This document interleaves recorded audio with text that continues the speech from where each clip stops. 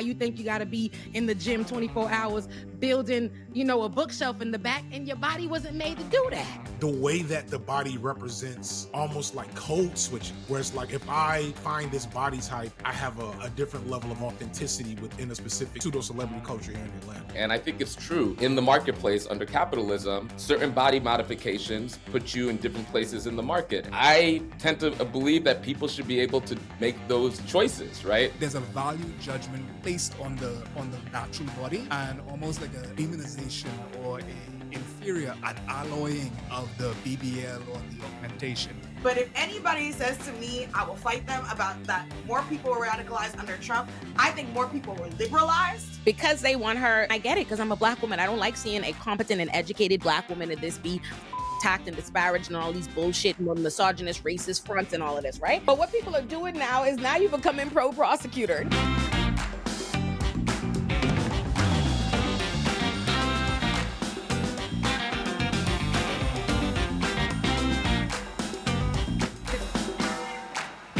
Hello, beautiful black people.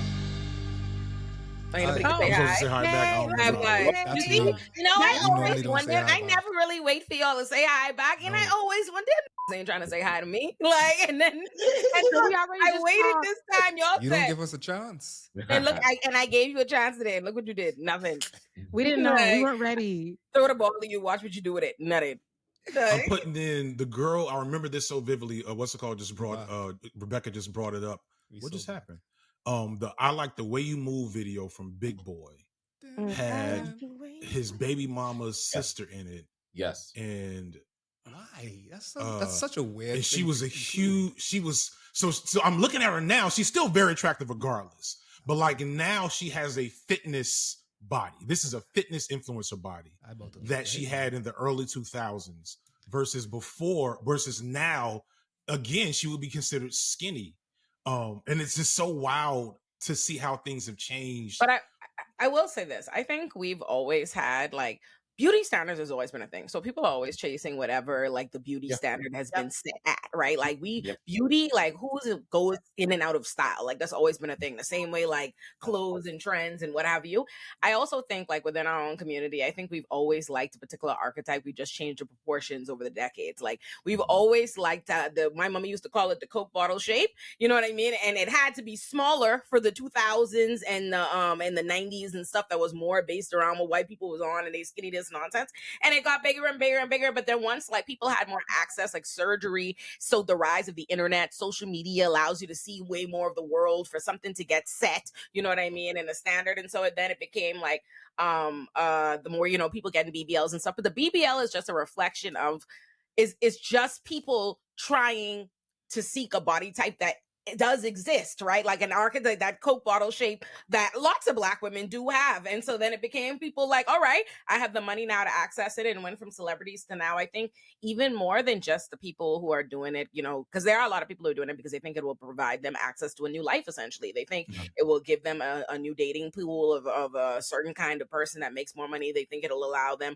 to be more appealable online, to be influenced. And they're not wrong. They're not wrong in a lot of respects. And then there are just a lot of people.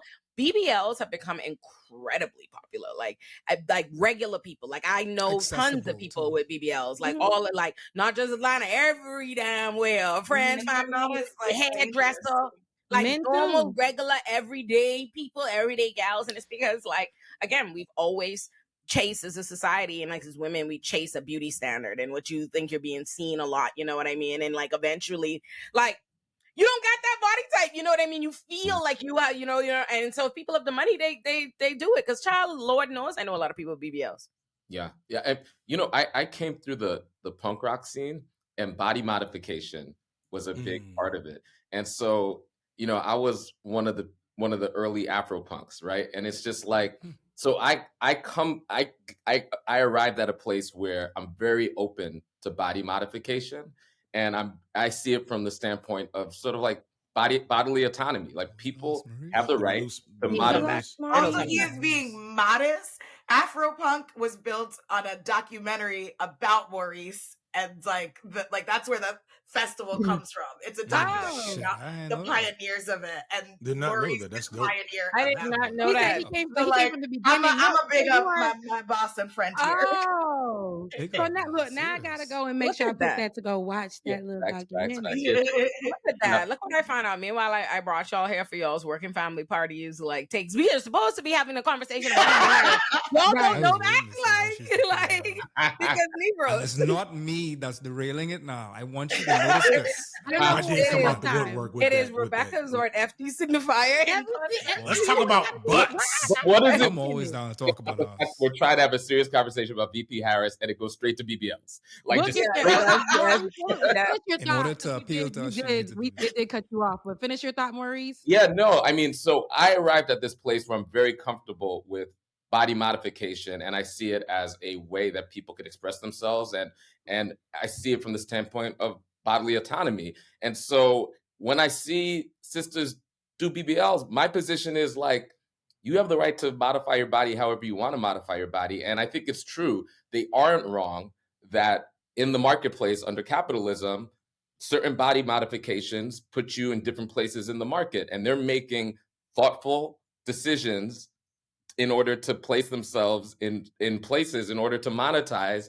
And so I tend to believe that people should be able to make those choices, right? And also, like, there's artistic choices that you're making around modifying your body that's just about your expression.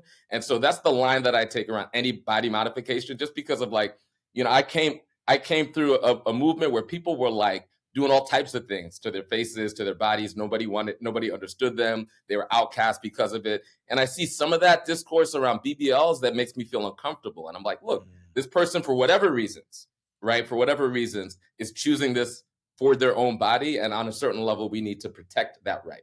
Well, I hate the discourse, and I completely agree with you. And I hate the discourse around shaming women, or I being like, or for any surgery. Like, I hate when people pull up Lil Kim's picture and they be like, "Why did she do this? She was so beautiful." And you didn't say that. Like, you have to acknowledge the larger. You know what I mean? Like, let's talk about like what colorism is, what featureism is, all these different things that play into like why certain women, particularly Black women, don't feel beautiful. And then when they go and they do the work based on what you're saying, people will shame them. Like, I think of even like Lala. Like, they used to call Lala bad body, bad built, non-stop. I remember when the second like Think Like a Man came out or whatever, like her body type versus the others. Then once she does work, they talking shit. You know what I mean? And like I hate and the also way like I'd like to add the fact that like sometimes y'all don't do it for us. And like when you see like gals like sometimes getting breast reductions and the way how react to that. Like gals would have like, how dare you? I'm sure, Limey, you could be like, you could hear about this type of shit. Like, I know you got thoughts because like you see like, how dare you take off them breasts? Like what, like that's why we loved you. And like the whole thing is like, maybe she wasn't doing it for your male gaze. Yeah. Maybe it was bothering her health. Maybe it was like and I'm gonna do whatever I feel like doing. And anytime I change my hair, like somebody's gonna say something about Olay's hair. Anytime I change my hair or do something with my hair or whatever the case may be, oh, Rebecca, I liked it better when, oh, I don't give a damn. I don't give two damns, right? I'm gonna rock my hair how I feel like it. And even if a guy says, you know, queen, because you know when they queen. What did Umar say? You gotta be nappy, sister. You gotta be nappy. Umar voice is too good. Don't straighten your hair with that crack that they put in there. It's giving cancer. It's giving when you had your curls, that made you look more. And it's like I'm gonna do what I want. I'm gonna wear my curly hair if I feel like it. I just cut my natural hair. I was rocking flips for a week, doing some like I'm gonna do what the hell I want to do. And you can't. It's not gonna make me less of being me. But for you, you're telling me that that's more desirable to you, and I have to go by what you want, your standards. And it does drastically change how you perceive. Like this goes for everybody, right? Like this is not unique to Black women, right? I'm just speaking of the Black woman's life experience. But like depending on how you choose to do your hair, how you choose to dress, how you choose to whatever, how you choose to do your nails, you can and will convey an entirely different thing that attracts and perceives like an entirely different thing. Like it is 100%. Like me having my locks or whatever appeals to an entirely different and creates a whole different aesthetic and archetype or whatever than my weave or versus this pixie cut or whatever have you. And like people feel starkly different, and they have perceptions and understandings of you based on that. Like how you choose to show up or whatever in your aesthetic has a lot to do with it, and how your body type in particular. Like again, I'm just you women, the other women, y'all have experiences too. I'm just speaking for Black women, like, but like having like you say, like a voluptuous body type. Like I've had these boobs. My boobs have been bigger than my head since I was 13, right? Like I've had this body type since day one, and the way that like impacts how I move through the world and how people perceive me, and not just like men or whatever, but like women, other women or whatever, people and with The their girl thought that process. came inside your comments and was telling you about how you should wear your breasts. You have no idea. That was wild. And it's nonstop. Like it's nonstop like that. Like when I was thinking like more than I think about how like men receive my breasts, it's how women perceive. It's women constantly like, and I feel like women do a thing like in the, especially in the which you mentioned earlier about the surgery, about the like, oh, how men perceive like, oh, you getting a breast reduction. But no, it's actually what I receive more in my life is women. The first thing out of women's mouth to me, the first thing they say to me is, oh, your back must hurt, you must need a breast reduction or whatever, and it's almost this way like to like offset how they feel, you know what I mean, like about you and whatever they're doing. It's this way to, you know what I mean, minimize how they feel about you. This, you know what I mean, like, got something with your breast, they got a whatever, like it's really a thing, like a real life thing. Like it's funny because it like lends to such a massive hypersexualization. Like you having big breasts like hypersexualizes the fuck out of you, and the way other women then perceive you and how they see you and juxtaposed to them is incredible. And then like the flip side is you also can't be a public intellectual. Yeah, that's one thing I like. When you were more on Twitter, like Olay would every couple of weeks just pop out on a like, all right, by the way, hey, I'm fly as hell. And like the comments, and like every once in a while you see those comments, it'd be like, well, this just feels like you should be focusing on other things. It's like, or she could post a thirst trap on Twitter, because like you can do both. I wanted to respond to something Maurice, not so much respond, but I wanted to at least make it clear when I my critique here of like the BBL and BBL culture isn't focused on like a woman's body should be X, Y, or Z. Right. It's more so kind of like trying to tease out the core forces that have in Atlanta. It feels surreal, and that's kind of probably why I'm so stuck on it. Yeah. The core force, and like I do think it is capitalism. I don't know who brought that up, but like the way that the body represents almost like code switching in a weird way, like a reverse code switching, where it's like if I find this body type, I now am I have a different level of authenticity within a specific pseudo celebrity culture here in Atlanta. Yeah. Like you can't hang with us if you don't have this aesthetic as a Black woman. Oh, yeah. And you were made to feel that way. I remember thinking I could only pull like, I remember like being like thinking I could only pull like, oh, famous niggas would only look my way or whatever if I had like a BBL or this kind of body type. Like, oh, I have to work out or change my body type in some way or whatever, because curvy has drastically changed in our lifetime, because Black women have always been curvy generally, right? Like that is always, it was our archetype. And the BBL culture and surgery has allowed us to basically like box ourselves out of our own archetype. Like curvy and what has become the body type, whatever, is no longer us. Like in a normal world or in the old world or whatever, before, you know, you could do enhancements, I would be unmistakably curvy to me. But in the world versus the women that I see, you know what I mean, on social media or as public, you know what I mean, or whatever have you, changed drastically. Like that waist to thingy ratio is...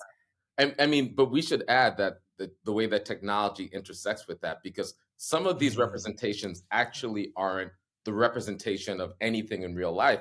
And that's what I was gonna say. Like I realized in real life, like, oh, that's not the case. Okay, the famous like me, I get in the rooms, everybody still think you cute. Da da da. Listen, yep.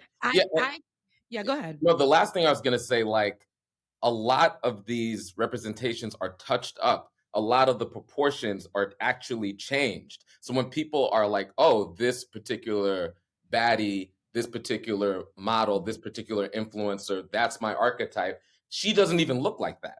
Yeah. Right? And so it's like technology is actually enhancing whatever you're seeing. And so it's to the point where whatever the Black woman archetype is has been augmented by AI to the point where it's not even like grounded in anything.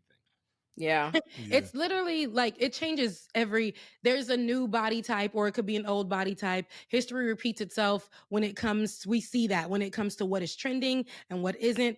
BBL is the first of its kind of its time. So that it'll be here and it'll be gone. So it'll be gone. Right now, what's coming back is that slimmer look. We know that a lot of people are on Ozempic. I've never seen people who were naturally just thicker in the face or thicker in the body, and be working out and still be thick in those places, immediately just be so small. Right now, they're going back to the small aesthetic, that early 2000s, 90s look.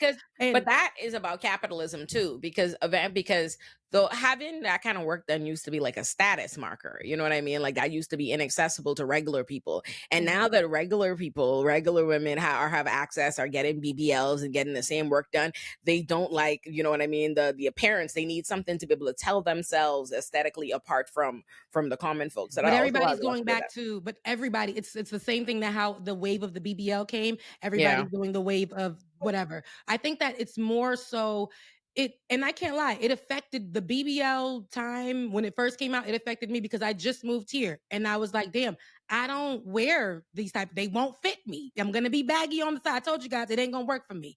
But I had to really, the same way with you, Olay, I know that I'm beautiful. Nobody can tell me that I'm not. I know that. But when you're just surrounded by all of this and this, they're saying that this is what is in, and you don't see yourself getting there anytime soon. You can't afford none of that. Like, all I do is go running. So I'm probably going to be like slim for a while because I just like cardio. That's my thing. So my thing is, I was like, I don't know if I'm going to fit in with that. I had to look at myself and be like, it's one of those things you got to tell yourself, Rebecca, you got your body. It is what it is. And I used to think that even being on air, in my life, in regular world, I was thinking this one way about myself. When I got on air and I was doing politics, the comment section was saying, all I am is just a pretty face. I don't know anything about politics. I'm just a talking head. They called me the Black Barbie. And I didn't like that either. Because I'm like, see, now you're telling me. It's so wild how wide the gambit is, but it's all negative. Whatever angle we can take, as long as we don't fuck with you. Exactly. We can call you pretty, but you can't be pretty and intelligent. You can't be pretty and well-spoken. You can't be pretty and educated. So we're just going to put you in this box over here. So I didn't like that either. But I realized if I allow myself to these people to define who I am, or I take an insecurity that I put upon myself because this is trending and I don't fit into this box, then I'm not going to be happy with me. So I remember going out one day and with Ben, and we went to some, event, socialite event or whatever, and they was asking about me, and I said, because I am that bitch, and I cannot allow myself to be putting myself in a box because this is a trendy thing. Rebecca, you are you. You're gonna be beautiful for somebody who gives a damn as long as you're beautiful to yourself. But it is very difficult, I will say, because people will tell you, men will say, oh, this is not what I care to be with. And then it'd be this whole thing online. You see that same guy that was saying that in the comment section for this person, thirsting after this person. Their whole timeline is filled with nothing but ass, ass, ass. And then, then there's me. So it's like, it's a lot, that the social logic, they'll make you say that this is what you have to work towards. The gym girlies, if you might fall into that side of the internet, now you think you got to be in the gym 24 hours building, a bookshelf in the back, and your body wasn't made to do that. You no matter how much you in the gym squatting, you just gonna be flat back there, sis. You're gonna be nice, healthy, and flat. It's okay. So, I think it's just like about more of, I remember there was this big thing about body positivity. I'm seeing less about, big women in their campaigns, thicker ladies in the campaigns now. I remember when that was a thing, they had focused on, body positivity. We saw thicker women in more campaigns online for this and that. And immediately, like you guys said, because it's a capitalistic thing, I'm looking online now, a lot of those same brands are going for the smaller girls. Now, different colors. They might get the darkest girl, right? And then they might get the whitest girl and put them in the same campaign. But they skinny. Different body types, but all thin. Now, all in the thin family. Somebody said something about the way I think it was Olay said something about how social media projects things, and I hate to bring us back to swirl discourse, but there's a like, so when we talk about desirability, specifically with Black women, when I see more projection of dark skinned Black women with white men than I've ever seen in my life, and I know for a fact that colorism is still real among white men, just like it is among Black men. But that particular dynamic gets spun up in the algorithm so much that now it's becoming a meme. So I saw my first meme identifying that phenomenon online, where it was like a gorgeous dark-skinned girl with natural hair in a pool, and then her like decent looking white boyfriend, and then it was a picture of Kobe Bryant, and it was like white guys when it's time to bag the sexy dark skin. And I was like, damn, we've already hit the meta commentary level of this thing. That's how hard this is hitting not just my feed, but feeds in general. And how does that feed into all these other narratives about Black folks in general, but specifically like Black women and dark-skinned Black women, and like the messages it sends about where they're valued, and how those messages are reflected. I want to say reflected in real life, because I can't speak to that. But how does that distort how those messages come across? You know what I'm saying? Yeah, and it feeds into this narrative I've always like seen floated online, is that like Black men don't like dark-skinned Black women, and that white men like us more and treat us better, and yada yada yada. And I mean, like, here's the thing. I think the world doesn't like more DMs from old girl, did you? I forgot. That's what we talked about last time. It just hit me while that was on my mind. But sorry, go ahead. The world don't like dark-skinned Black women, right? Like, in some, I was thinking about this, like, the kind of implicit things you're taught to believe about your beauty or yourself as a dark-skinned Black girl, specifically, I think, growing up, with respect to me like cutting off my hair. Because 10 years ago, I want to say almost 10 years ago, like when I first moved to New York, I cut my hair into a pixie cut and panicked immediately. Like, you know what I mean? Full-throated panic. Like, I have to get a wig. This is the most stress, you know what I mean, for the last year. And I realized, like, when I think about it, and I look at the cut and I'm like, oh, this was cute. Like, what's the problem? And I know what the problem is. The problem is, like, implicitly, like, as Black women, I actually, right before we started recording, I was listening to a YouTube video. I was listening to Breakfast Club, and they were talking about Soulja Boy. B. Simone said, never in my life has anybody been like, she was like, Soulja Boy's a legend. He's great, da da da da da. But never in my life has anybody been like, turn that Soulja Boy on. Like, I'm trying to hit that, crank that. You know what I mean? And so Soulja Boy starts going off and saying a bunch of, it's funny, to like so much typical anti-Black stuff that don't even apply to this light-skinned gal. You know what I mean? Like, just general anti-Black shit in your direction. And he's like fixated on like, bitch, you ain't got no hair, because she has a pixie cut by choice, right? Like this is, and I thought about, and that was something I was thinking about a lot this week, the way like Black women, like bald-headed is such a go-to thought process excuse, like this, like insult or whatever. Like, even when you have hair, they say that to you. Or they think about the way, like in Martin, they would talk about Pam. You talk about Pam Kitchen. Pam had a hair full of long, straight, gorgeous hair, and he'd still make. I was so confused by that for much of my childhood, because I didn't know what a BDB was, because I would look at Pam and be like, if you are a dark Black woman, like it is like to inherently be undesirable. Like, if they think it's undesirable, it applies to you no matter what it is that they could see, right? And you're made to feel like you have to overcompensate for the fact that the world doesn't think you're pretty. They receive that, even if you don't. Like, it has nothing to do with your own self-esteem. Like, I think about even how, like, when Shannon Sharp like posted a picture of his daughter one time, dark-skinned beautiful woman, but he felt the need to be like, and that's her hair, that's her real hair, that long hair, whatever, blah blah blah. Like, the way you feel like Black women see it as like a badge of honor to show you have long hair. But in particular, whatever, when you're dark-skinned, God forbid you not be skinny or whatever have you. And I'm like, you know what, that's what it is. Like, I realized like 10 years ago, like, that's what it is, the pressure and the inherent panic of feeling like, I thought about it like, even the need to feel like to show, like, if you're gonna show that you cut your hair, I have a pixie cut, the need to feel like show how long your hair was before that it got cut off. Absolutely like, you feel like you have to validate. Think about how many grown Black women want to tell you how long their hair was. Like, they always just tell you, oh, it was long. I grew up. And you, that was so weird. And it's like, what's that really rooted in, right? And it really speaks to this larger, you know what I mean? These larger beauty standards and these things that are anti-Black in a lot of respects or whatever, and it creates this desirability. So I think, like, to loop it all around, it's like, yes, I think that people should be able to do whatever body modifications that they want to, and they should. And I think that they shouldn't be shamed for those things.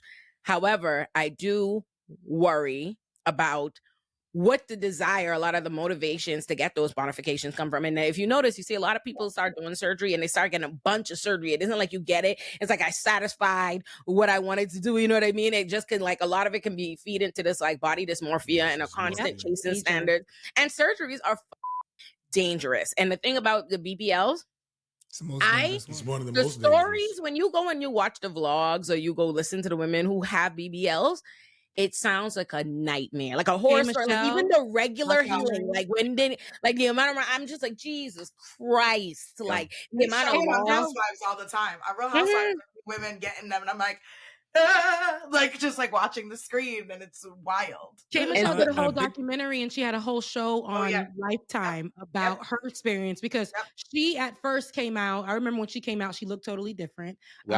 I went to FAM, and she was Miss FAMU at one point, so her pictures on the wall totally different. And not that she wasn't beautiful, but she just looked totally different. And then and you know, because I'm not even talking about veneers just yet, because that's just like the BBL of teeth. We're not on that. But she ended up getting a BBL. I have thoughts. The veneer shit is crazy. Right. She ended up getting a BBL, then doing another process. I didn't even know that was a thing. You get one, you get another process, you get another process.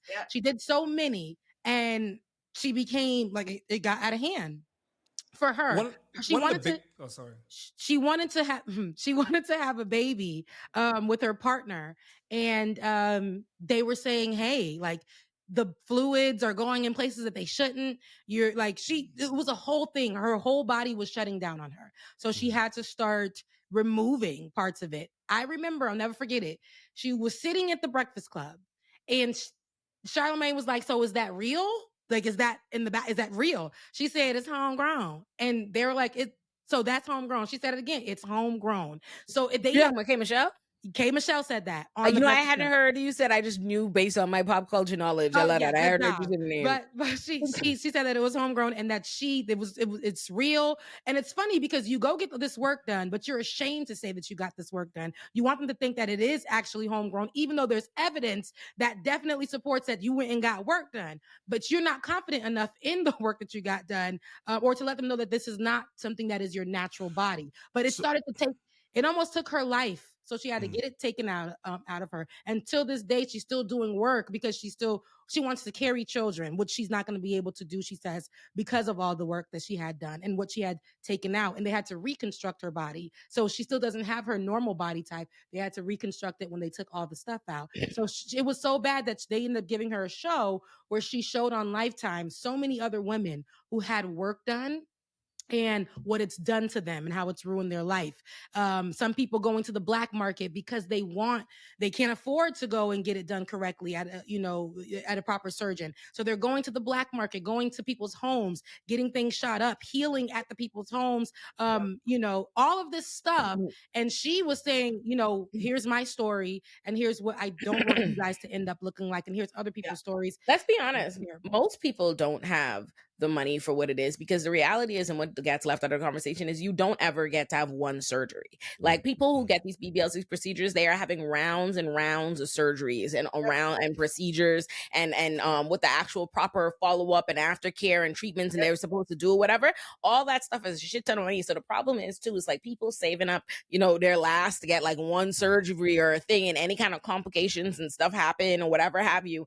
Like, that is the thing. I do feel, and there's a lot of it, son, like, even with like veneers, like, the veneer shit really, I That was a thing like a month ago, right? I didn't quite. There was a thing. People were like, why are young people? My whole life growing up, I remember my Grammy didn't have no teeth. My Grammy used to have had dentures, and I remember my Grammy was shamed when them dentures would not be in her mouth.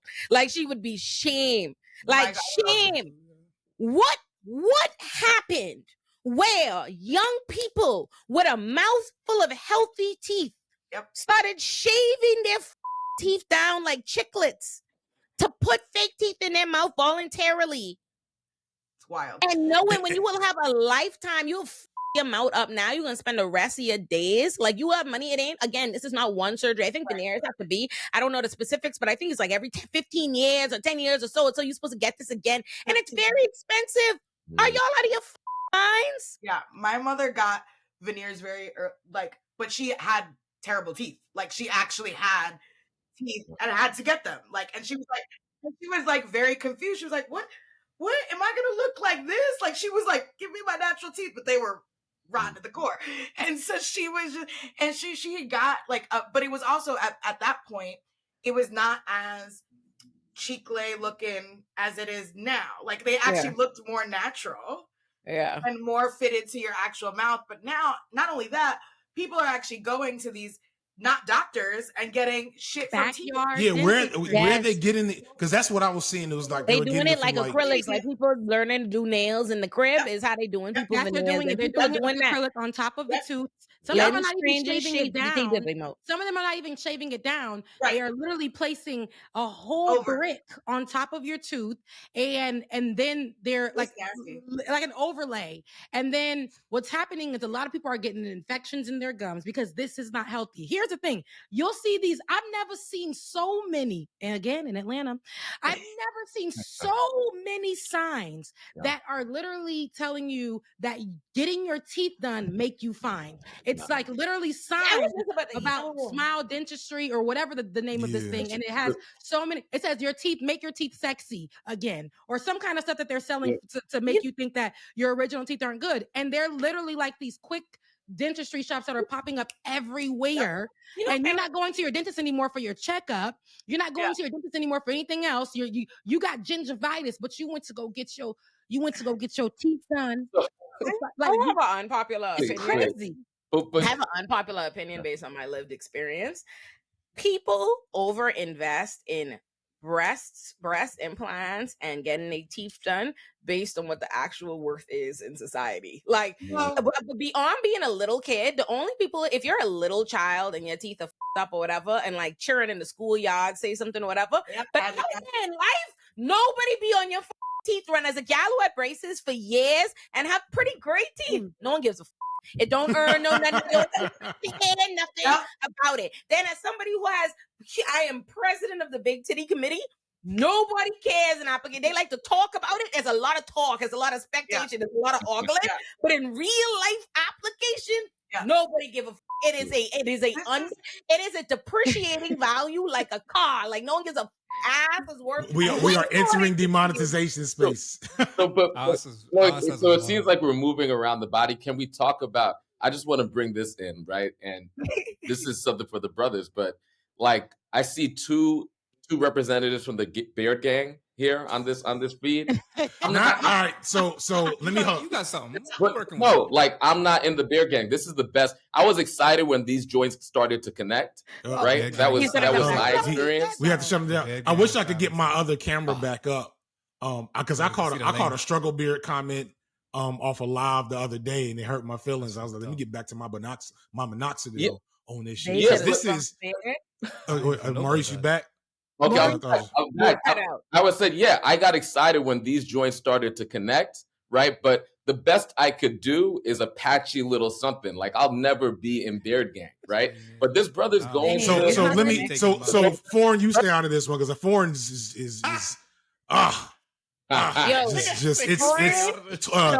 twigs and berries. But for me, so I was a lot like Maurice, and this is all work from COVID. I wish I could pull up an old picture of myself where I was just rocking the mustache goatee joint. And during COVID, I was like, I'm going to stop shaving and I'm going to research how motherfuckers grow beards. and I'm gonna figure that shit out. And it's still like on camera and a low and in like 720p, my shit is Gucci. This is great. But as soon as that HD joint come on, and I turn sideways, it's like, ooh. Ooh, you look like you good at fight. You are good at fighting games, FD. I see it now. But I said at the same, when the beard came back into style for black men, I was obsessed. And if I had the money and the opportunity, I definitely would have done something to get, well, not the freaking the fake weave joint. I wouldn't have did the weave, but if they had like, but you want to get the hair transplant. I would like to. I guarantee you, when that I never forget, it was the Beard Gang Facebook group. Do y'all remember that? Are y'all you on for that? There was so many of them. But there was one, the one that at least blew it up in my Facebook circle. I was in there like the women, like, damn, look at these niggas' beards. I ain't got nothing like that. And like literally, this is a result of that insecurity. So I know for a fact if there was a BBL, but it was beard lift. I'm sorry, I'm a dad. Then I would have had that all day. So I get it. That does exist. I think honestly, the best thing that ever happened to me, and I say this all the time, my big sister is so vain. Thank you, God. Like, that's the best thing. Like, when we was growing up, she was like, and all my sisters, she had 3 younger sisters. We all look just like her. So she couldn't allow for you to have low self-esteem. That was personally offensive to her. You know what I mean? Like, you couldn't be around her being like, I don't like my whatever. She's like, who the like, I am gorgeous. And my big sister, like, kind of like, I feel like my big sister hit me to the fact that beauty was about trends, you know what I mean, in terms of how the world received you very early on. Like, she'd be like, listen, y'all ain't in style yet, like, or whatever, so the people ain't hip yet to the fact that y'all fine, but trust me, that's what it is. And I remember when African Queen dropped, that put me and my sisters on the map. Like, all suddenly, you are my African queen. That put me on the map, okay? I'm telling you, listen, Bahamian wasn't looking my way at all. Like, they like, it's amazing how trends work with that. Can I venture? Point that I really want, like a real quick point I really want to make, especially like on the body front, is how a lot of this, in particular, like when we talk about the way that surgeries work, a lot of it, like when we talk about like gender affirming care, we kind of encroach into like the trans territory right here, and like how much cis dudes and cis folks in particular are very invested in gender affirming care only to differentiate themselves from like a lot of people that actually involve themselves in gender affirming care a lot of the time. And more importantly, the way that like we talk about surgery, like BBLs in particular, and I like just being around like a lot of natural bodies, and in quotes, natural bodies, like you would often hear, and I try not to go and criticize Black women and femmes inside my online, but like I gotta go and pull you out to the fire for this one. Not collectively, but in anecdotal. They come and say, oh yeah, all of this natural. They say, all of this natural. They say, so I gotta go and show you all what's happening because all them other ones fake. And like there's a value judgment like placed on the natural body, and almost like a demonization or a inferior, an alloying of the BBL or the augmentation. And it's always like, it very much teeters, if not drenches in the transphobia, because a lot of these different things that we look at, in particular with BBLs and like breast augmentation surgery, or just like all of these feminization surgeries, they always associated from a point of differentiating themselves from like a trans body or what they deem to be a trans body. When in reality, a lot of these surgeries, a lot of these gender affirming cares and things like that, the things that we do, the things that cis folks do in particular, and that's how it actually got popular, and then trans folk. Because I think what it ultimately comes down to is a feeling of like fundamental worth, right? And like, I guess, you know, Deshaun Harrison has a great book called Belly of the Beast on fat phobia and all of these different things, and like a politics of prettiness and all these different things. And I think the reason why it's the same idea of like, oh, you have a child with that person because, you know, that you got pretty children, or whenever somebody have surgery and they be like, oh, but your children have your real nose or whatever it is. It's just this idea that like people who are more attractive or who have these things naturally are inherently worth more, like more valuable, the idea in it being real. And that's what it really... Puritan shit. Exactly. And so that's the reason to like it's not the saying the points you get. I guess like if you look at it in like the game, like the points you get for that being your real body or whatever, your real it being natural versus if you had to do something. That's why people play pretend, right? It's the reason why like on a lesser level, like every rom-com has a woman putting her makeup on in the morning so she could pretend like next to them when the man wake up like she looked like that originally or whatever, right? It's like this need to like, it's not good enough to have it or to possess it or to be pretty or what it is you're presenting in the world. It also needs to be real, like that it was what it really was. You were just ethereal like that, you know? Yeah, the inherent value of that. If I but could, it's also that has changed too. Like the reality is like back in the day, like people who were kings or queens or in court were like bigger, and that showed that you actually had more food, more things on your table, right? And so it's always been attached to, right? Like healthy and beautiful meant voluptuous, meant not this, skinny meant, peasant or whatever, which still was more also about capitalism and also the structures that we had. But I just think that like, to me, it's like strange because like in like Puerto Rico, and Belize too, it's very much about the game of being how like natural you are and how not like in every way, like, oh, you probably need to exercise to look more natural. Like everything is about that. Like, oh, you wear like I wear too much makeup for my family in Puerto Rico a lot of times, and I don't even be wearing that much. But it's just like it's this also other game. But I think we all do it as a way to both, it's like a way to distinguish folks like from themselves, because that's what we're taught. We have to always distinguish ourselves. And then I think it's also just like, fashion brings a big role into that. And like the reality is that there are only a few people that are setting this like these particular like wide shifts in trends around fashion. Like the Kardashians are one of them. Like they are like people like they, that's always when you could see a thing shift. And so yeah, I just feel like there's like fashion has a big, and not, look, I'm a fashion girly, but not in the way that, I'm telling fashion to ask me what to look like. I just want to have fun.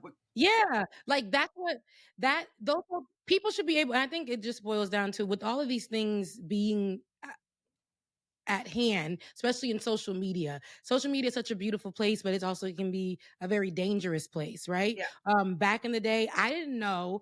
People used to, when I was a kid, right? They used to be like, "You're flat as your back." I ain't got no titties, right? And I ain't got no back, like nothing. So I knew that when I got to a certain age, these things would come in. It may not be as big, it may not be as small, whatever, but they were going to come in. I was going to get in the age, and this would come in. I remember being young and watching this stupid ass commercial because they used to call me flat so much.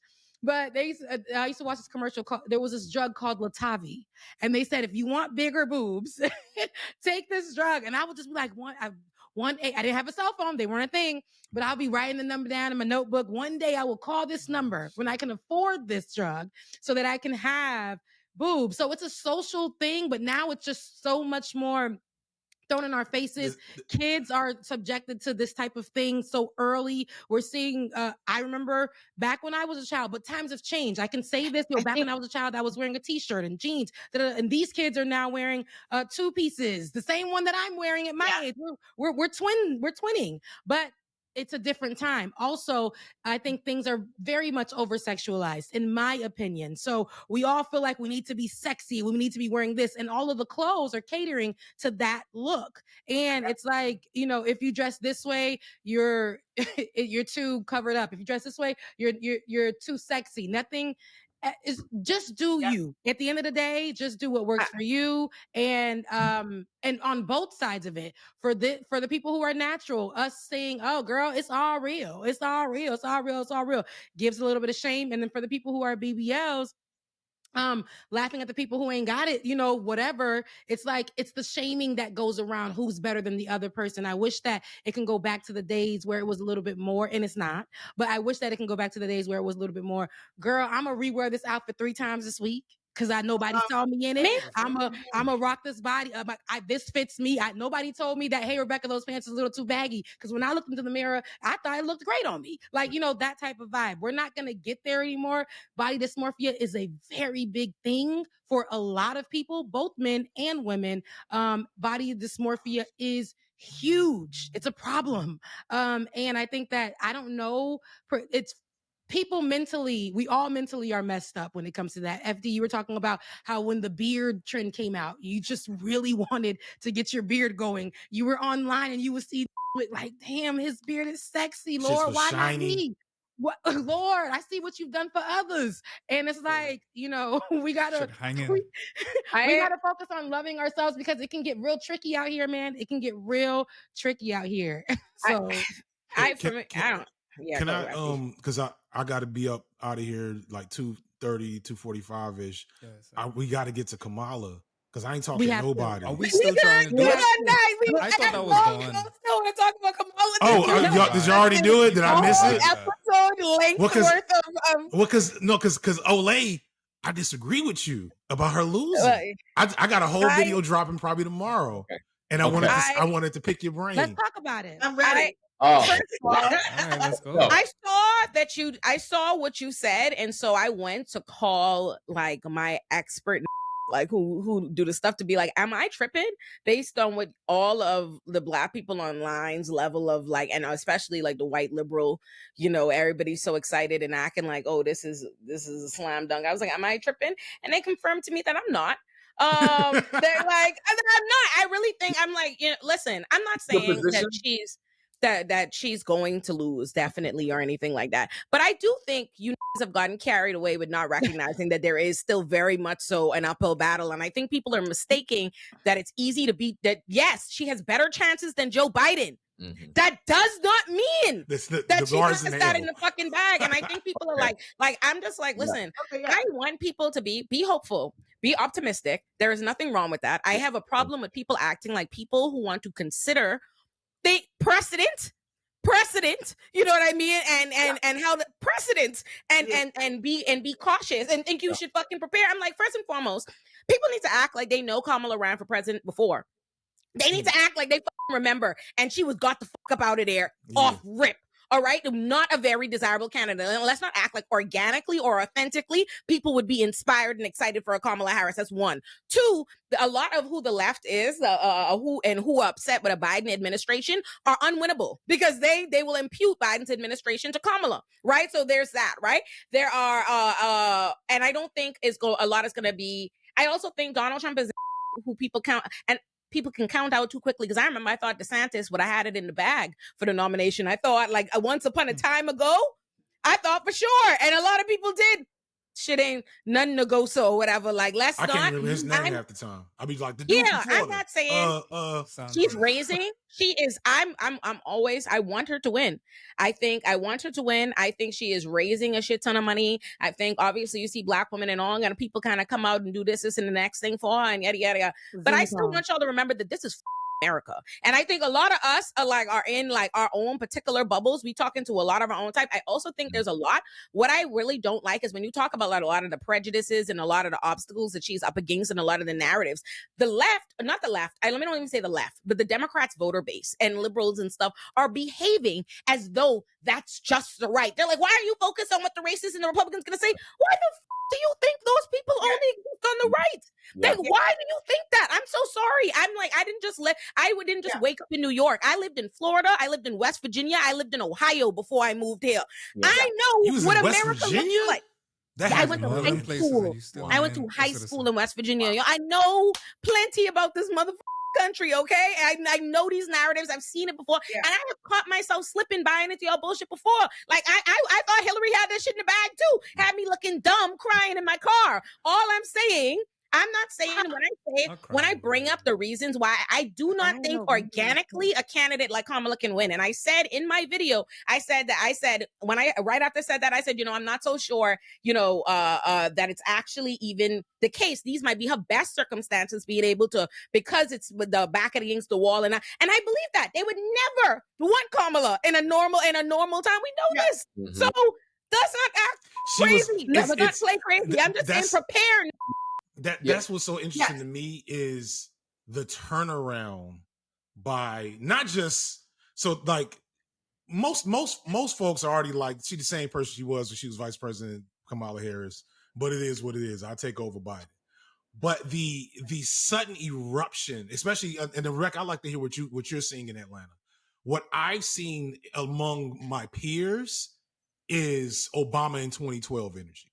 It's really blowing my mind. That's what Because Garrison was saying. I remember in 2016 everybody remembering that she was a cop. You know what I'm saying?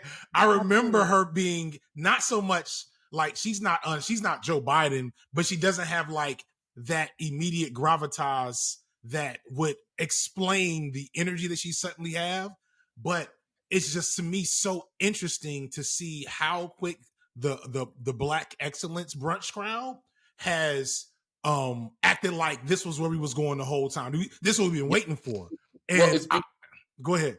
It's because people are products of their conditions, right? Like we tell a story about history that's all about biography. The conditions are developing this version of Kamala.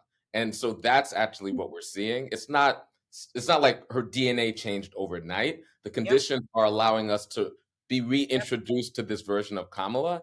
And what I would say is like, look, like me and Nell, we work in politics every single day. I can't tell you if she's going to win or if she's going to lose. But what I will tell you is that the prospects of victory have changed, and momentum is actually a real thing. And so the fact that we're hearing people who most days they're not interested in politics, now they're talking about politics, now they're interested. Those people they're underrepresented in polls, they're underrepresented in the electorate.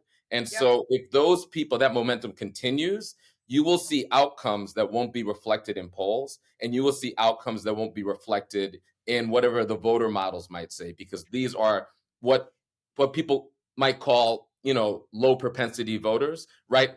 Folks are going to show up. Folks in the culture are going to show up differently if they're able to bring that momentum into it. The other thing I'll say is that if Kamala runs an excellent race, it means that the election will be close. And we always thought the election will be close, which means the things that folks who are actually doing grassroots organizing on the ground that aren't Democrats, like the Working Families Party and other folks that aren't Kamala with the capital K, those conversations and will actually matter in places like Pennsylvania, because the margin is going to be maybe 10,000, maybe 20,000. That's what I'm saying. Like, so do y'all see Kamala winning Ohio, Michigan, like Florida, places or whatever, like Georgia? Like, I think all I'm saying is people are mistaking. Again, vibes are nice. Momentum is great, all these different things, but you're also hearing that and getting that from your own sphere. You know what I mean? Your own world, right? Like, I think a lot of, because I just had this conversation for the episode that's going to come out Sunday with Garrison and everybody. And Garrison said similar to you, FD, right? Like, I'm seeing that like Obama 2012 energy. And like, here's my thing. One, I guess I have a different, when I think of Obama, like Obama is basically the Michael Jackson of political like impact, how people felt. No, swear to God, like that's how people felt about Obama. And as somebody who was like in the Bahamas, like or just come to America, right, or whatever, so I got to see, like, my first instinct was how an entirely different country felt about Obama. You were buying Obama shirts off the street in Nassau or whatever. So like, to me, I'm like, listen, I know it might feel like that, and it is. She is raising a shit ton of money. She's mobilizing a shit ton of Black people. Nobody's thinking that I want that to happen. But I don't think it's no Obama energy. I really don't think. So I want to be clear. I made the distinction Obama 2012 versus Obama 08. So and that's two different versions. And I still don't think it's 2012 Obama energy. It's good. As someone who 2008 was my first election, and Same. I would disagree with that and say that I think it is better than 2012 energy. I was in Florida organizing. I'm one of the co-founders of the Dream Defenders. So I was in Miami, and that was, I thought I did not see the level of energy, because here's the thing. When Maurice was said about the conditions changing, they memed Trump into the presidency. They literally did. They memed Trump into the presidency. And I have not seen, even Bernie, this level of different internet spaces. Real Housewives fans, and I do fandom organizing, Real Housewives fans are talking about her. It's coming up in Star Wars chats, with Star Wars fans are the worst, and I got an Ewok tattoo. Like, it is having, in these people, where people are organized, I see this in a way that I have not seen it since Trump 2016. Like, period. No candidate. And I think part of it is because, like me, the minute that photo came out of Trump with the blood and whatever we think about that, I broke down crying. I said, it's over. It's a wrap. I got to think about how we protect ourselves in Project 2025. And I think a lot of people had that sentiment. Like literally even people who I know, I mean, I was in Florida this month in Tampa, people who I know who are not political were like, it's a wrap. You know, y'all are done. Like, and people who don't have a thing. So I think that kind of shift is really important. And then the reality is just like, I've not seen this much. And I know the internet is a bubble, but the internet is many bubbles. And I've not seen this much through like across like athlete spaces, people in women's basketball talking about it, people who like, you know, the Watch Women's Sports crew, the like, there's like nerds talking about it now, finally for the first time. There's like the Swifties are organizing, and like these are real groups of people who have a base, but also can like shift stuff. I mean, Swifties thought that they were going to take down Ticketmaster and said that capitalism was going to end. And that's a huge jump to go for. So to me, I mean, I'm not saying it's a guaranteed, of course. It's never a guaranteed. It's like progress is possible. It's not guaranteed. And I do think that like we live in this country where like either way, also, even if Kamala wins, we're going to see some sort of January 6th thing or something else, right? Yeah. So I'm not saying, right? Like, I just fundamentally believe that we've had the best shot that we've had in a really long time to finally put some of the stuff to bed. That's happening on the other side. I want it to happen. Like I said, we have to fend off Project 2025. I just want people to also. I think being so hype and I'm like, all right. I think this hype. Maybe I'm a negative nigga, right? Well, so I want to be clear. I'm not necessarily hyped over Kamala specifically. I'm just like no. What I'm saying, Rebecca, I'm gonna let you. Let's let Rebecca go. Say this, and then I'm gonna give y'all the floor because I've been saying this all week.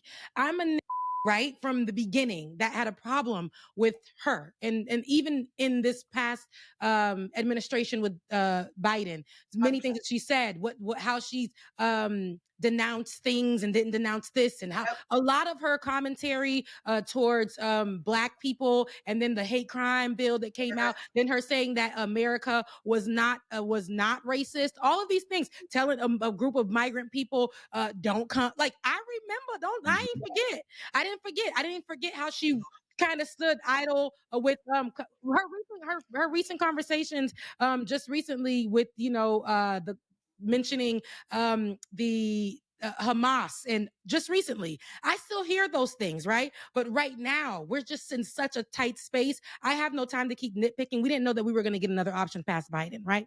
So to say that it's going to be easy, I love that we had that energy. It was actually 08 energy for me when everybody was mobilizing in that day, because back in 08 when we was doing that for Obama, it was a big deal. Black people were getting together. Black people were the first to get together. Black women were the first to get together on a damn Zoom call and set the precedence for everybody else to do the same thing. They doing a white man call, I think tomorrow or something. Every group is literally getting together on a Zoom call to do all this stuff, to raise money, to try to make sure they get her in there. I like what I'm seeing, but I do agree with you, Olay, not in that she can't do it, but it's going to be hard. So we don't get the opportunity because she is minority, because she's a woman, and we know how America already views her. She's a woman. America don't like women. Okay. She comes from migrants. We know how they feel about that. So, and then, she represents as Black or Indian. They don't care about that. I want to say a whole bunch of negative things. The fact that she represents that, they're going to make it so difficult no matter what. They're going to make it so hard. So we got to do more work. We can't sit in the party all day and just be holding up pom-poms like, woo, I need to say a whole bunch of negative things. Let me be a negative, pessimistic ass bitch. I got optimistic because I got to check my job. Listen, I love you all. Oh, bye, my love. Bye. Let me say a bunch of negative things just so I can say I said it. First of all, I said months ago, when everybody before the same motherfuckers that are online now, like beating the Kamala drums. I swear to God, it was the same people bitching me out when I was saying from general, that you still needed to vote for the Democrats or whatever, because this is a situation with Donald Trump and yada, yada, yada, right? I said ages ago, because it's not about... I said ages ago that it's about voting for the weakest adversary. Right now, everybody talking point is exactly that. That was about who is easier to organize against. It's crazy how nobody 6 months ago said that shit. Now everybody's talking point or whatever it says. But let me just say this. I have a bunch. I have a bunch of problems with all this hype that's around Kamala.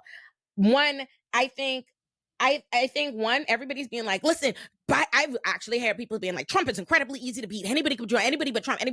If y'all truly believe that, or if the nation believed that, you wouldn't have pushed Biden the out the race in the first place if you believed anybody but Trump could beat him. We just got rid of it because we know it isn't truly anybody but Trump. So that's one, right? Like, you just watch Trump, despite everything that Trump has on him, impeachments, insurrections, criminal convictions, all kind of shit, being a idiot, bigot, fool, clown, and if you think a nation could decide all that and whatever crazy bigotry you're talking about, let's focus on Joe Biden being an old out of here, like, you know what I mean? That's gonna be the focus here. We decide that is worse than having this. Then please don't be misled to believe this nation will not focus on some bullshit on Kamala or some stupid shit to have a problem with that. That's one I want to say. This two. Kamala, I want Kamala to win. I want whoever they wanted to win because, like I said, I believe that we should have the weakest adversary, right? That being said, what Kamala offers is a more competent version of Joe Biden's administration. I don't understand why intelligent people are. I feel like I'm in a movie where they like in Men in Black sprayed you eyes. Like suddenly you believe overnight. He's the VP of this administration. If you don't like what they're doing on Gaza, if you don't like what they're doing on these things or whatever, like stop deluding yourself to believe. Like this is about what you're going to see over the next few months. It's about you analyzing strategy. You know what I mean? About people making a play and how they present it to you. Like I had tweeted, oh, Kamala not go into the Congress to the speech by Netanyahu and going to talk to Zeta Phi Beta was well played. That's not me saying I believe the bitch is pro-Palestine now or anything like that. I'm talking well played strategy, optics. What you're gonna get? We're in a dangerous. The problem I have with the excitement is like, listen, have fun, vote, do what you need to do. I want Kamala to win, but the problem I have is people are like truly putting their back into it, like they think they're gonna be offered something different than Joe Biden's administration. If we already have the attitude now that, oh, we can't ask anything, we can't nitpick now, we can't say nothing, we can't whatever, because we got to put her in. When after you get your Joe Biden administration, what people can say other than like, well, we knew and it didn't matter. I just think no, I'm not. But the thing is, not you, Rebecca. You have sense. You could whatever. I'm not talking about you. I'm just saying in general, like that is how I know people are gonna give it up. Yeah. So I just want to jump in. I have so many things to say about this, but yeah, number one, I think we can do both. And like, me and Nell, we are all about this block and build strategy that you have to do both. And so we're going to articulate what our strategy is over the next few days, but we are 10 toes down on Palestinian rights, on a ceasefire. And we also are with a full chest saying we have endorsed VP Harris, and let us explain to you why. Let us explain to you why. Because she happens to be the person who is leading the pro-democracy front. Not because we like her or we love her, or because she happens to be the person who is leading the pro-democracy front. And so if you want to defeat MAGA electorally, we have to align around the strategy. And there's so many things about the Biden-Harris administration around immigration, around Gaza, that we have serious critiques about. And we could hold those critiques while we make sure that they get elected, before and after the election, right? And also, it's just the reality that in a Trump administration, they are consolidated around anti-Black, anti-Palestinian, anti-immigrant. The Democrats, they are not consolidated around that. There is a debate inside there. So there's struggle that could be had there, like point blank. But then around the critiques, look, we should not allow any slander, any lies, any misinformation, disinformation. But at the same time, we should say absolutely critique her record. Absolutely challenge her on public policy. Absolutely engage, but based on facts. I think we could hold those two things together. Right. And I love and I tweeted y'all's position because I thought it was excellent. Like I thought y'all conveyed like excellent. Like I completely agree. I think what I'm having the issue, I don't think let me be clear. What my qualm is, I don't think should be the priority right now. I don't think we should be addressing my qualm. This is just a qualm I have in my soul that I just want to have said. So when we inevitably, honestly, yes, when 2 years from now, you're like, this is what niggas said it. Like, No, I don't think it should be the priority night right now. And I said that in my video. I don't think it should be the priority. We need her. But the issue I have in my soul is the fact I'm watching people because they want her, and I get it because I'm a Black woman. I don't like seeing a competent and educated Black woman in this be attacked and disparaged and all these bullshit, misogynist, racist fronts and all of this, right? But what people are doing now is now you're becoming pro-prosecutor. People think like, oh, because you call somebody a progressive prosecutor and it changes what a prosecutor fundamentally does. Like you see people, like I'm getting comments from people swollen the chest, you know what I mean? Like to try to like rewrite and spin like the things that aren't good. And the reality is people who people consider inspirational figures, or somebody being considered the first woman president, the first Black woman or whatever, that has a major impact. And I don't personally believe, I'm literally in the middle, knee deep in an Olurinatti production about how I believe, hashtag Black excellence and the rise of all these pro-Black, like tough on crime, Black elected officials are some of the worst things to happen to us. So I do think there is a long-term dangerous problem of the impact, the inspiration that would be had by a figure like this ascending. That's just, but I don't think that should be the priority. I don't think we have to remember her past, and this is something that I think is like a lot of my mentors who used to do direct action for Rainforest Action Network and Ruckus, she used to go to Ruckus Society's fundraisers. Like we also have to remember, like I think that that's important too. I'm not saying because like there are so many people that I could not give I don't stand any politician. Never have, never would. Even if we've endorsed them, I do it for the strategy and never stand any politician like I don't stand a celebrity. But like I do think we have to remember just like kind of the time, space, and condition of where she was, who she was. Because for me, I think it's really important to just like actually have that history, and also important to understand on Gaza. This is the thing. They edited her speech in January. She wanted to say a bunch of things. She said ceasefire. They told her not to. Even if it was 6 weeks ceasefire, even if it was all this stuff. So to me, I'm not saying that like she changed overnight. I think that she just reads people and she read the room. Biden doesn't know how to read the room, and he just like, and that's like a plus and benefit of him, right? Like it's golf. Right. He's like, and I think she could just read a room. I think she just knows how to read a room. I don't think it's because she was compelled to all the time, right? I just think she's like, look, this is the heat on the street. This is what's going on. This is the tea. I'm going to respond in this way. And so that to me, again, I think that that's why when we're saying the better organizing terrain, that's what I'm always about. It's like, I just actually think that she's going to read a room better and actually respond to stuff in a different way. That I do not think like Olay, let me jump in real quick. Olay, let me jump in real quick. So one thing I will give credit to, I think she had one of the like most progressive voting records in the Senate before running for president. She had that to her name. That may have been, I remember hearing that. Beyond that though, something especially to you, I don't want to mention your name, Nalini and Maurice, folks that are in organizing. The thing that I want to be about, or at least want to put some energy behind, is learning from Obama. Because what's most surreal to me as a person who, like many men and women my age, openly wept in 2008 when Obama became president and just knew that shit was about to change, yada, yada, yada. And that by 2012 was like, oh, okay, this is way more complex than I thought it is. Maybe I should reread this Wretched of the Earth book that I skimmed in undergrad to pass a quiz. And that has become much more radical today. And it's kind of like meh on electoral politics. What I do think and frustrated by, especially after catching some of the same flack that Olay caught about our video in November, that feels like it's weirdly come full circle. Hey, let's go. Hold it. I will say, some of the same folks that hated that video still hate it, but like a lot more people are like, yeah, this is a great idea. And it's a lot of people who kicking my back in are literally just rephrasing what it's so weird. But let me finish this last point. The one thing, so there's something I don't remember who told me this when it was looking more bleak. They was like, look, you need to set a goal for 4 years from now, and you need to be working towards that goal. And whatever energy you was gonna spend online arguing about vote or not vote, third party or no third party, whatever. Because in reality, so little of this shit we talk about and fight about online matters.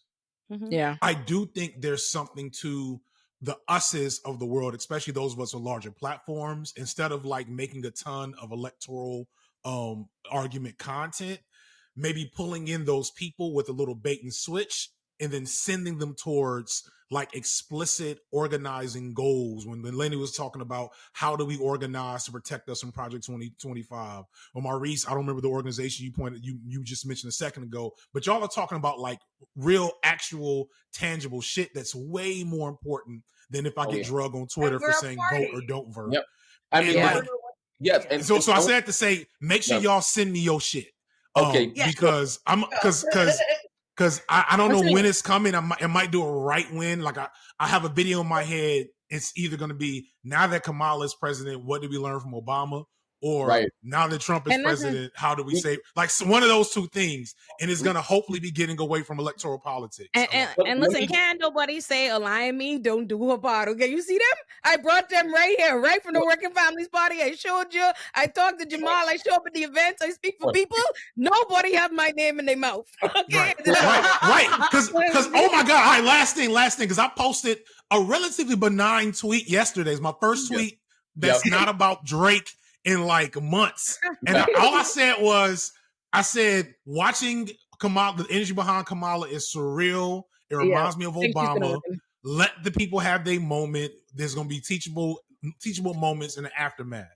And the way that these online leftists that ain't busted a grape in 6 years, if they even more than 16 years old, came from my head about how it's really important to be mean to them, to be mean to liberals on Twitter is such important practice right now. Bro, you know what's crazy? I'm getting the same ones who I swear I swear to God, it's the same accounts that were giving me shit for even saying, oh, vote, or you're still vote for Biden or whatever have you. There's a difference between Biden and Trump and all of that. They now cursing me. I actually feel like I'm being more pro Kamala than anybody should even expect from people who identify as against her. You know what I mean? In terms of ideology. And like somehow they mad at the least little me just talk. I am pro her. I am merely speaking to the critiques that I think she's going to face. And they're mad at me about that. Like that's not pro Kamala, like I'm being negative or something. Let me jump in here because I feel like there's nuance. And Olay, I appreciate what you're saying. Because what we try to do is discipline our folks to not get caught up in irrational exuberance and to be grounded strategists. And there are no guarantees. And so tell no lies, seize no easy victories. We may lose, we may win, and you have to prepare for the worst, but organize for the best. Always, in every condition. So I'm really happy that you're bringing these things up, because if we assume that talking about the challenges, the gaps, talking about our weaknesses is being a hater, then we can't be critical thinkers and strategists. And then we can't begin to shore up the places where we're weak. So we actually have to have this discourse about and being honest about where there might be vulnerabilities, and also always plan for the worst. The thing that I remember is in 2017, 18, I was flat-footed because I thought Hillary was going to win. And I was not prepared. And I can tell you at the Working Families Party, we are prepared for a loss, but we're organizing like hell for a win. And the thing I want to say is that the reason why we're talking about block and build, FD, is exactly what you're talking about, right? So people who are excited about third parties, we believe that this is a moment to talk to them about a grounded third-party solution. That's not going to happen over a week. It's not going to happen over a month or a year or one election cycle, but it could happen over a decade. We have a particular strategy at Working Families Party that is building from the ground up, county by county, state by state. We're in 20 states. That is an actual grounded, serious third-party solution, not this like, all right, charismatic leader running celebrity status. Yes, here's a reality show. My presidential campaign. Here's all the podcasts I'm going to do. Nobody's going to come and save you. No charismatic leader is going to come and save you every 4 years. You actually have to organize, right? And this is an opportunity, while the masses are sort of enthralled by this idea of a third force, to actually educate folks on how they could do it, but seriously. And so I definitely think this is an opportunity for that. Because when I think about, sorry, go ahead. No, you I go think ahead. also I that have it's a roll out. important that like we understand the terrain, and I think that that's really like when we say like what happened with Obama, when we say what happened like the Bush was the formative experience of my life, and I was in New York, like it was September 11th. It was my third day of high school at LaGuardia High School in Manhattan, and so like went through all of that. Had first responders in my family.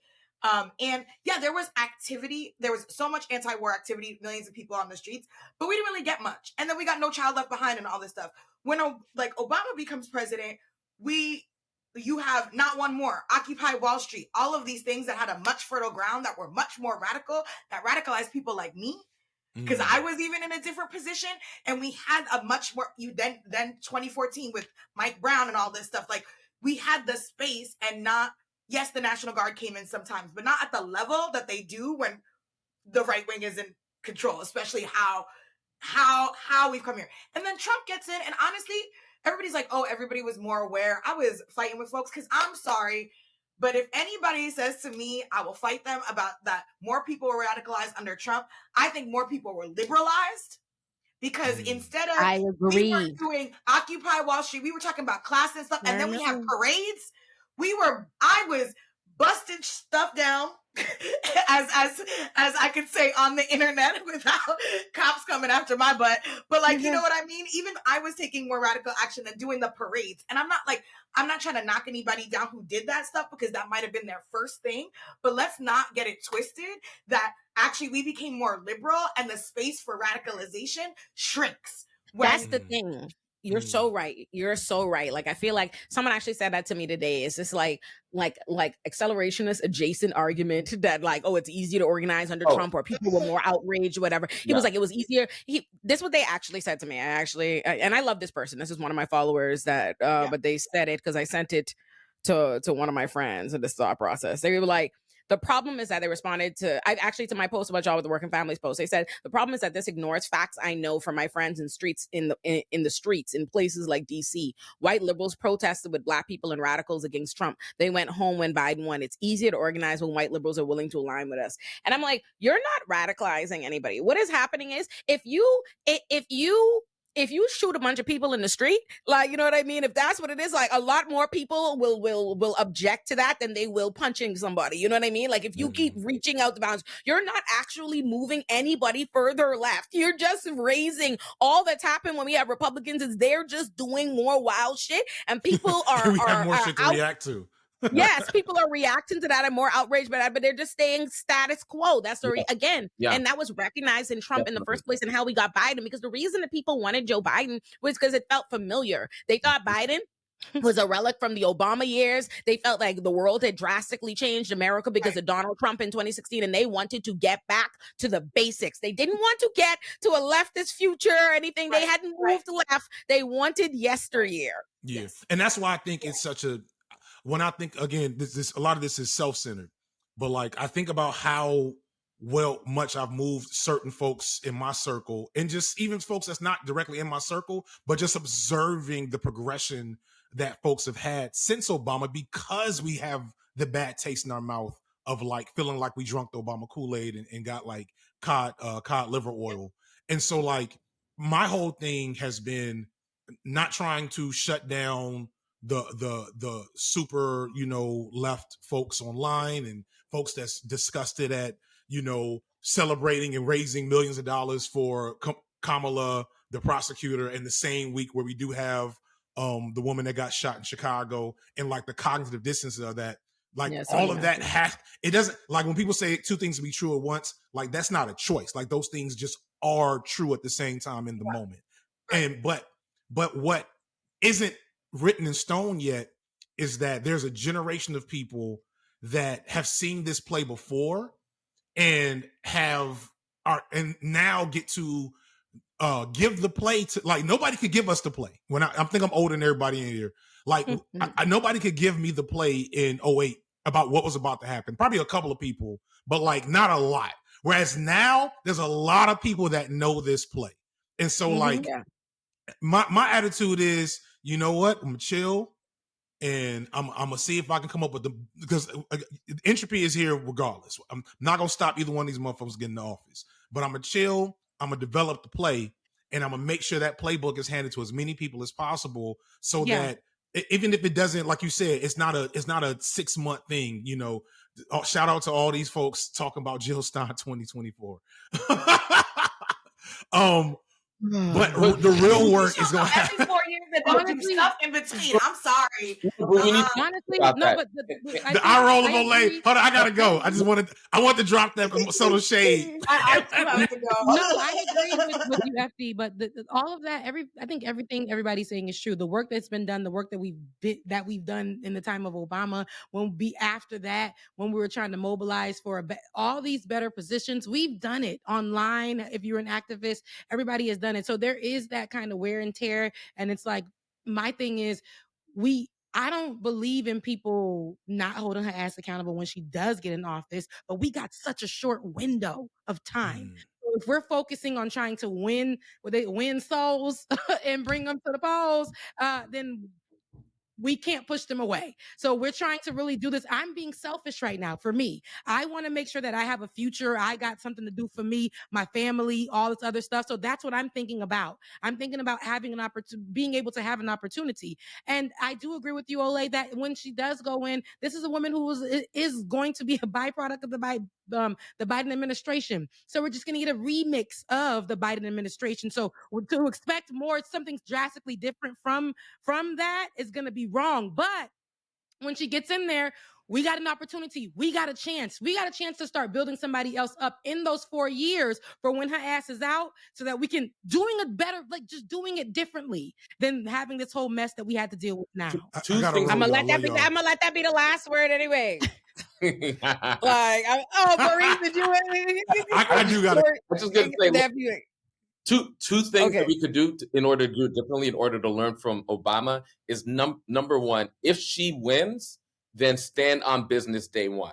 We can't, just because she's a Black woman, let up even a little bit, an inch. Please. If we talk about trust Black women, if you trust that Black woman to actually be in a leadership position, then hold her accountable, keep her accountable to all of those pledges, and organize against her, or organize with her if she's aligned with us, but organize against her if we think that she's not aligned with us, right? Number one. And number two, exactly what you said.